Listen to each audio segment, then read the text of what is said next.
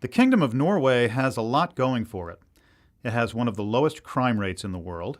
It has the world's longest tunnel and Europe's deepest lake. It's the birthplace of skiing and aquavit. And if that's not enough, it's the happiest place on earth, according to the annual United Nations World Happiness Report. The report, published each year since 2012, looks at the state of world happiness, causes of happiness and misery, and policy implications highlighted by case studies. Each report contains analysis by economists and psychologists describing how measurements of well-being can be used effectively to assess the progress of nations. There's even a World Happiness Day, March 20th. Happiness is the new key performance indicator and perhaps the next big idea in business.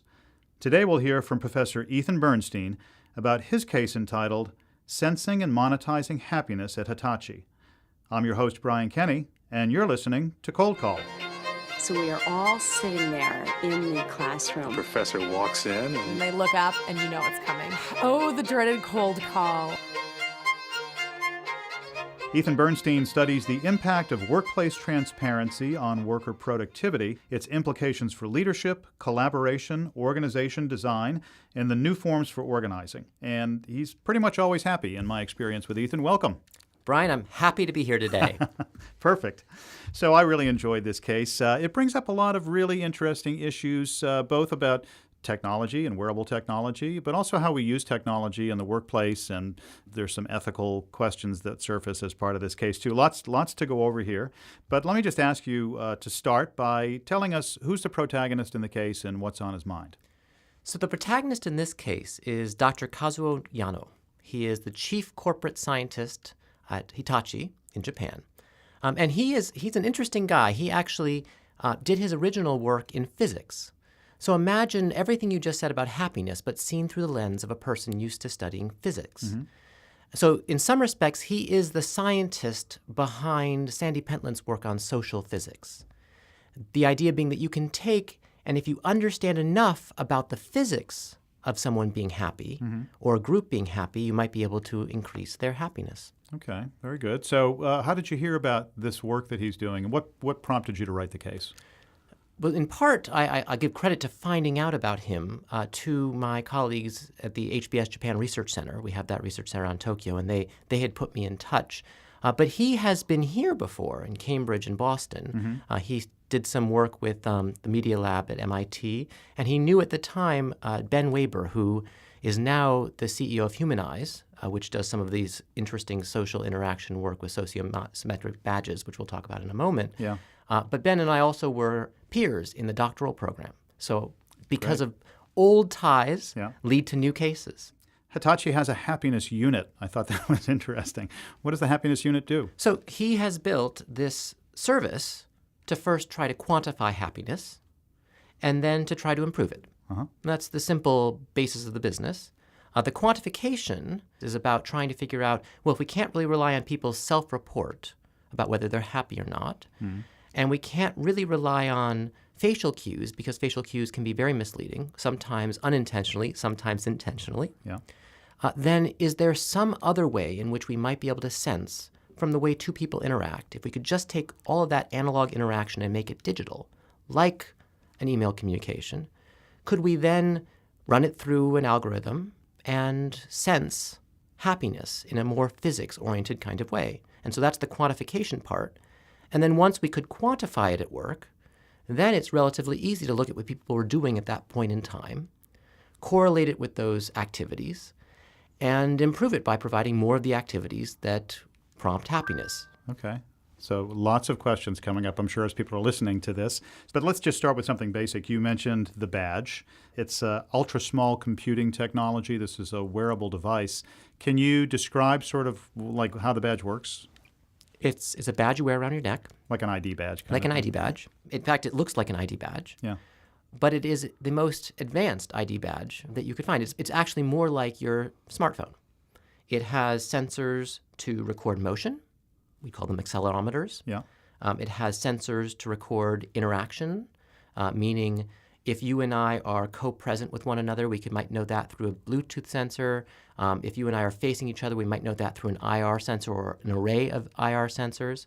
And then aside from movement and co-presence, it's measuring literally, are we speaking to each other?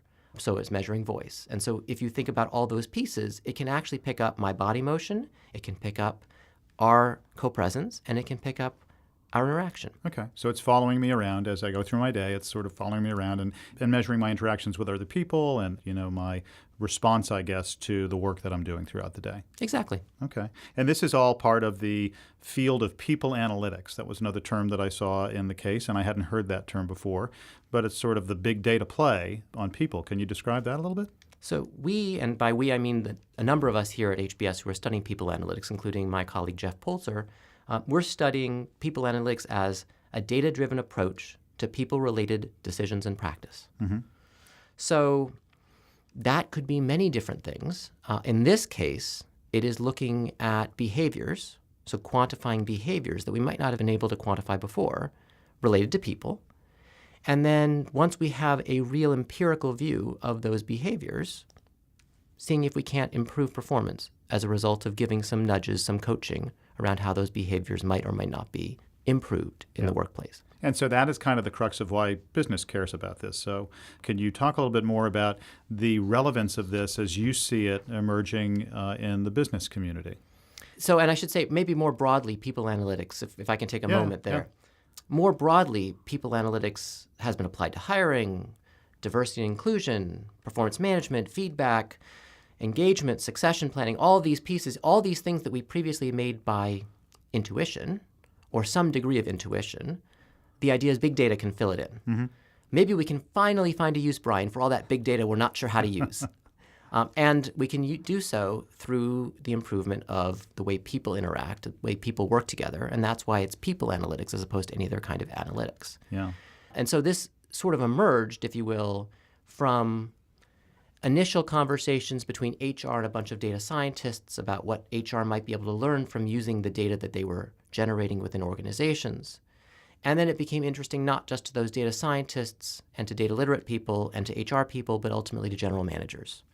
And then it became interesting not just to general managers, but to the people themselves. Mm-hmm. And so each of those communities is now part of this people analytics movement, if you will. And others, including Ben, who I mentioned earlier, have written books about people analytics. There are lots and lots of books about it. The goal of this case is not to focus on the broader people analytics movement, but rather to focus on this one individual way in which we might be able to sense something we couldn't before, and then ask the question, is there a business model? Yeah, and so that's what our protagonist is trying to figure out. So how was he able to convince people to wear this? I guess the heart of that question is, why would an employee want to wear this? Why would they want to have this measured? So I'm looking around. Are you wearing a Fitbit by any chance? I'm not, but I have in the past. Well, see, there, and I am wearing I have a an Fitbit. Apple Watch. Well, there, and so it's recording even more about you than my Fitbit is. We like actually having data on ourselves because it helps us know what we're doing unconsciously, where we might be biased, where we might be able to act differently and have better results, whether it's with other people or in our own health or lives as a result. We love the idea of having more data on ourselves. So that's the key reason people would want to wear it. Yeah. Well, I want to have data on myself. I'm not sure I want my boss to have data on myself. Well, and this gets then to the question of privacy and ethics in this. Yeah. It's a really good question because on the one hand, we all wear Fitbits and other wearables because we want to know oneself. We want to know thyself. That's one of the principles of life. On the other hand, we really don't want others to know us in that way. We'd like them to not know when we're happy or maybe conversely when we're not happy. Mm-hmm. And it's not even clear that having everyone know when I'm happy would be helpful to the organization. Every time I write a case, I try to include something in there that is just a little bit fun. Mm-hmm. And so you may have noticed in this case, I talk about the brooding academic who might be more productive if he or she were not happy when they're writing that paper that's trying to be published in an academic journal. I did notice that. And so I think that's true, though. It may very well be that there are times when happiness is productive and times when happiness is not productive. And if we suddenly had everybody know how we felt, it's so biased towards wanting everyone to be happy that we might actually undermine the work that we do as a team or an organization. And so from all of those perspectives, there's both a real opportunity and a curiosity, a deep curiosity to know, and then an uncertainty about whether or not we're prepared to handle knowing. In other words, maybe there are some jobs where happiness really doesn't matter all that much. And I don't know if this is something Hitachi has looked at because, it would differ, I guess, from industry to industry, job to job. I think it's something they're still looking at. So one of the reasons I talked my co-author, Stephanie Martin, into doing this with me, and Stephanie, I should take a moment. Stephanie is a great graduate of Harvard Business School, Baker Scholar. She was at BCG as a project leader in Tokyo at the time, working for their tech advantage in people and organization practices. And I convinced her on the side, because consultants at BCG have a lot of free time, on the side to go and talk to Dr. Yano and write this case with me. And her interest in doing so is exactly to try and answer that question. We were just curious. Well, how do you think about this process? How do you think about this discussion? I don't think they've solved that yet. Yeah. But what's interesting is how many organizations and, quite frankly, how many employees are willing to engage in the discussion of it because they're just so curious, less so about their own happiness, because we think we're good judges of that, and more so about the happiness of the people around them, because they ultimately care about the working environment that they're in. Yeah. And it's so related to that, we are introducing a whole new generation of people into the workforce, millennials. We talk about them a lot, and millennials are different. And certainly millennials think carefully and hard about where they're going to go to work. So I wonder if this isn't part of ushering in a whole new approach to thinking about how do we create a happy work environment, because that's going to give us a competitive edge in the search for talent. Absolutely. Much of people analytics generally, and certainly what Hitachi's thinking about here and their clients are thinking about, is the way in which this is attractive to talent. Not just attractive to talent in terms of its attraction, but in terms of how they get talent to really come out and see its full blossoming self within a workplace. Yeah. Yet, that said, even I remain skeptical that happiness is predictive of productivity. Yeah. It's unclear that there will ever be a scientific study that shows that connection as clearly as we would like. There's some evidence on one hand, there's some evidence on the other. We may just have to take the leap of faith, as some of these organizations are doing, to believe that a happier workplace, whether by encouraging productivity, attracting better talent, keeping better talent, whatever the potential dependent variable is, that improving happiness is indeed a worthwhile goal in and of itself. Have you discussed the case in class? We have. Yeah, I'm just curious. You don't have to give away all the insights, but would anything really surprise you about the reaction? I am always delighted and impressed by the creativity of our students, be it MBAs or executives, to come up with answers I hadn't thought of before. And so I think without giving anything away, one of the most interesting realizations for me is that if you have a conversation about what you might do with data that indicates happiness, people will come up with lots of different possibilities, some of them crazy and some of them not so crazy. And so there might actually be some real opportunity in this whole big data people analytics world where if we knew more, we could actually do more together to improve culture at work. And so that was the key takeaway for me. That's great. Ethan, thank you for joining us today. Thank you. This was fun, and I am even happier now than I was to begin with. Perhaps next time we talk, we'll have badges on and we can sense how happy each one of us really is. Excellent. You can find the Happiness at Hitachi case along with thousands of others in the HBS case collection at hbr.org.